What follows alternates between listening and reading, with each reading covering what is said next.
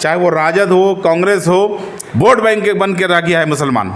मुसलमानों का हक का कोई बात नहीं करता है। करे घोषणा तेजस्वी यादव कि हमारा सरकार बनेगा तो हम उप मुख्यमंत्री मुसलमान बनाएंगे। आप 13% यादव हैं तो आप मुख्यमंत्री का दावा पेश कर सकते हैं। हम 18% मुसलमान हैं बिहार में, तो हम मुख्यमंत्री नहीं बन सकते हैं। क्यों नहीं बन सकते हैं? आपको तेजस्वी यादव कह रहे हैं कि हैदराबाद में ओबीसी साहब लड़े, हमारे यहाँ क्यों आते हैं, हम उनके वहाँ कहाँ जाते हैं? भाई हैदराबाद क्या है? यहाँ मेरा कम्युनिटी नहीं है। ये यहाँ और वहाँ का क्या बात है? पूरे हिंदुस्तान में मुसलमान हमें है। पूरे हिंदुस्तान में ओवैसी साहब अपना कैंडिडेट लड़ाएंगे और आज नहीं तो कल हम अपना हक लेके रहेंगे। क्या तौसीफ साहब बने रहेंगे? जो भागा, उनके सस्पेंस को डाउट करने के जो भागा उसका जवाब वो देगा। जैसे हमारा विधायक भागा है अंजार नईमी, 6 करोड़ रुपया लेकर के वो राजद में गया है। हिंदुस्तान और पाकिस्तान का अभी जो तनाव हो रहा था, सबसे पहले ओवैसी साहब बोला कि पाकिस्तान को जवाब देना चाहिए।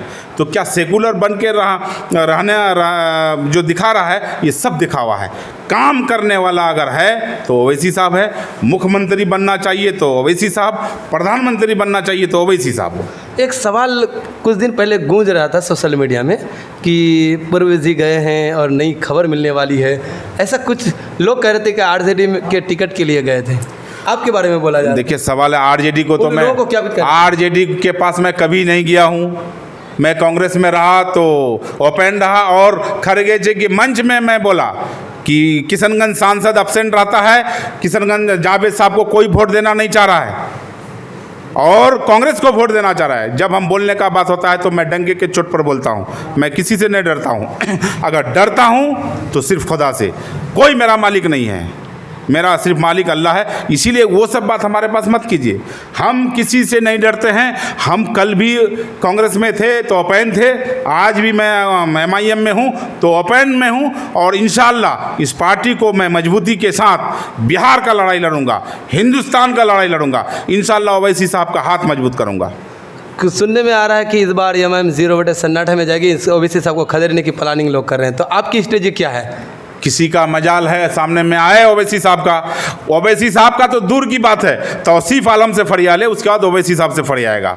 और रहा सवाल जीरो का, जीरो जो आदमी बोलता है वो खुद जीरो होगा, क्योंकि यादव का जो अभी ये तेजस्वी यादव जी हैं, इनको मुसलमान का वोट चाहिए, और MIM का गठबंधन में शरीक रखने का, उसको जब हम लोग चिट्ठी भेजे कि भाई गठबंधन में शरीक कर लीजिए, तो वो मुसलमान का नेता को साथ में नहीं रखेगा और मुसलमान को वोट चाहिए। इस बार तो पता चलेगा नहीं इसको तेजस्वी को कि दूध का दूध और पानी का पानी हो जाएगा। मुसलमान का अगर साथ देना है तो ओवैसी के साथ रहना पड़ेगा, या नहीं तो सारा मुसलमान, बिहार का नहीं पूरे हिंदुस्तान का मुसलमान ओवैसी साहब के साथ है। एक खबरें चल रही है टेरागाछ रोड को लेकर, बहुत बदहाल रोड है, तो क्या कुछ कहना चाहेंगे? क्योंकि इतने सालों से कई विधायक आए गए लेकिन बदहाली पूरे बहादुरगंज की दूर नहीं हुई। क्या कुछ कहना चाहेंगे इनको लेकर? आगे की स्ट्रेटजी आपकी क्या रहेगी जीतने के बाद?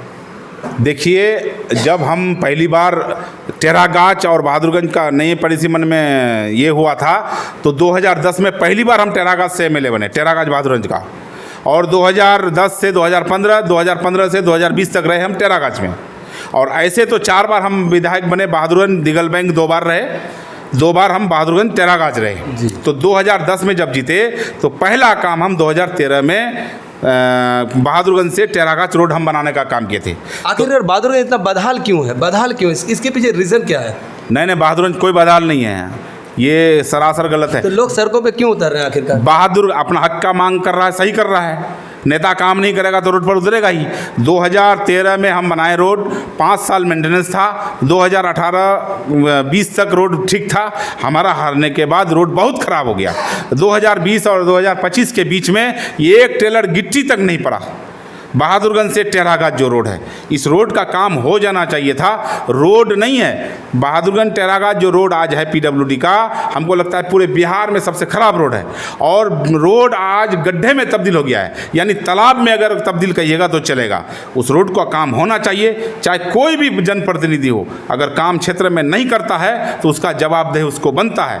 इसलिए वहाँ का विधायक अंजार नईमी साहब इसमें जवाब दे कि ये 5 साल के रीजन में आपने बहादुरगंज टेरागाछ रोड क्यों नहीं बनाया। और आज आप दुहाई दे रहे हैं कि कोर्ट में है। आप 5 साल से क्या कर रहे थे? इसीलिए अपना हक का अगर आवाज़ उठाया है टेरागाज वासी तो मैं उसके साथ हूँ।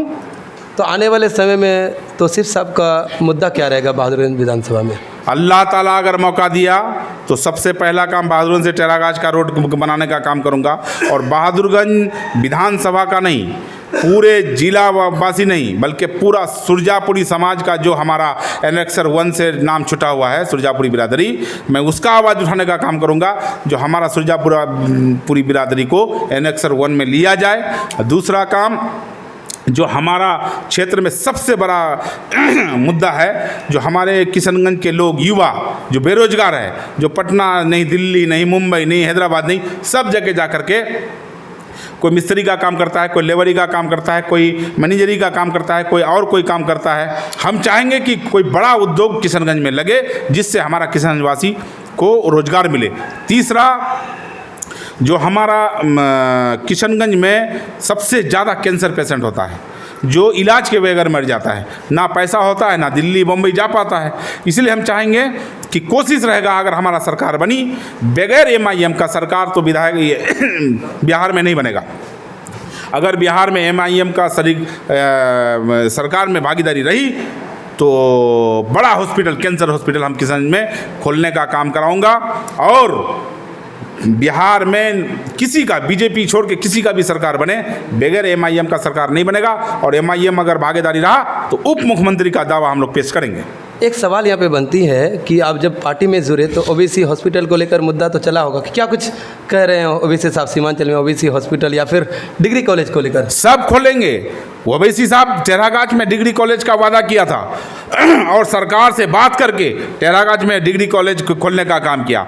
और ये लोग अगर नहीं भागते, अगर राजद के पास डिग्री नहीं होता, MLA लोग जो अंजार नमी 6 करोड़ में जाकर के बिका, तो OBC हॉस्पिटल भी अब तक खुल जाता। मैं दावे के साथ कहना चाहूँगा, इंशाअल्लाह अगर सीमांचल वासी OBC साहब का दामन थामेंगे, OBC साहब का साथ देंगे, तो इंशाअल्लाह OBC हॉस्पिटल जरूर खुलेगा। एक सवाल यहाँ पे बनता है, कुछ दिन पहले एक नेता शेरशाहवादी समाज को लेकर कुछ बयानबाजी किए थे, इनको लेकर आप क्या कुछ कहते हैं? सरासर गलत किया है। किसी भी कम्युनिटी के खिलाफ बोलना हिंदुस्तान का संविधान गवाह नहीं देता है, या है हिंदुस्तान का संविधान उसको अलाउ नहीं करेगा। कोई भी जातिवादी फैलाएगा उसके खिलाफ देशद्रोही का कानून होना चाहिए। गोपाल भाई को तुरंत माफ़ी मांगना चाहिए। और शेरशाह बिरादरी जो अच्छे नेता हैं, अच्छे लोग हैं और मेहनती कौम हैं, और मुसलमान कौम में एकदम क्या कहते हैं, कॉमनल जिसको बोलते हैं, जिसको परहेजगार, मुत्तकी परहेजगार हैं, वो कौम पर उंगली उठाया है। इसलिए मैं उनके क्या कहते हैं शेरशाह बिरादरी के साथ हूँ। और जो भी बोला है मैं उनको कहना चाहूँगा कि आप अपने हरकत से बाज आएँ, वरना आपके खिलाफ सारा मुसलमान बिरादरी आपके साथ आ जाए, उसके खिलाफ आ जाएंगे। कुछ लोग कह रहे हैं कि कल तक जो MIM पार्टी को गाली दे रहे थे, आज उस पार्टी के कहने की कसीदे गिन रहे हैं, तो क्या कुछ कहना चाहेंगे? ऐसा क्यों होता है राजनीति में? लोग कहने की पिस जाते हैं, नेता मज़े ले लेते हैं। ऐसे कुछ बुजुर्ग कह रहे हैं, उनके पास जब हम बैठते हैं तो वो लोग ऐसे कह रहे हैं, कल तक MIM को दंगाई पार्टी कह रहे थे, B टीम कह रहे थे, ये कह रहे थे, वो कह रहे थे, लेकिन आज उन्हीं के कसीदे गिन रहे हैं। उस समय NRC का कानून हमारे ऊपर नहीं लागू हुआ था, समझ गए, या वक्फ संशोधन बिल हमारे ऊपर नहीं थोपा गया था। जब देख रहे हैं कि एक कम्युनिटी को टारगेट करके बीजेपी हमारे खिलाफ जा रहा है, तो हमारा जो मुसलमान का हक का बात करेगा, जो मजलूम का बात करेगा, जो हरिजन आदिवासी का बात करेगा, जो दलित महादलित का बात करेगा, तो मैं उसका साथ कैसे नहीं आऊँगा।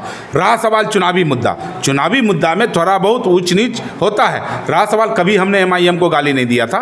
हमने कहा था कि MIM पार्टी है तो लड़ सकता है, लेकिन चुनावी मुद्दा था, कुछ हो सकता है कि कुछ बोले होंगे, लेकिन ये चुनावी मुद्दा नहीं था, ये क्या कहते हैं, गाली नहीं था।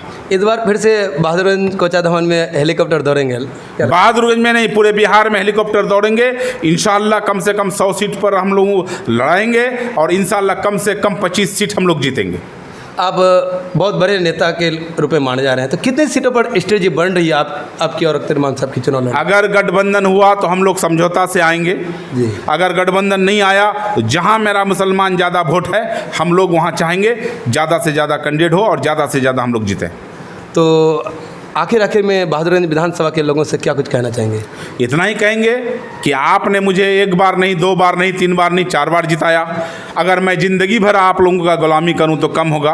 और आपने हरा करके भी हमको जिताना चाह रहे हैं, फिर से 5वीं बार जिताना चाह रहे हैं। आप लोग मेरे ऊपर विश्वास कर रहे हैं। इंशाअल्लाह अल्लाह ताला ने अगर कामयाब किया तो इंशाअल्लाह आपका उम्मीद पर खरा उतरूंगा। पार्टी में भी बने रहेंगे जितने का? एकदम पार्टी में बने रहेंगे, नहीं हमेशा रहेंगे, पार्टी को खड़ा करेंगे। और आज अगर 2-4 सीट है तो आने वाला समय में 20 नहीं, 30 नहीं, 40 सीट, 50 सीट का टारगेट रहेगा हम लोगों का।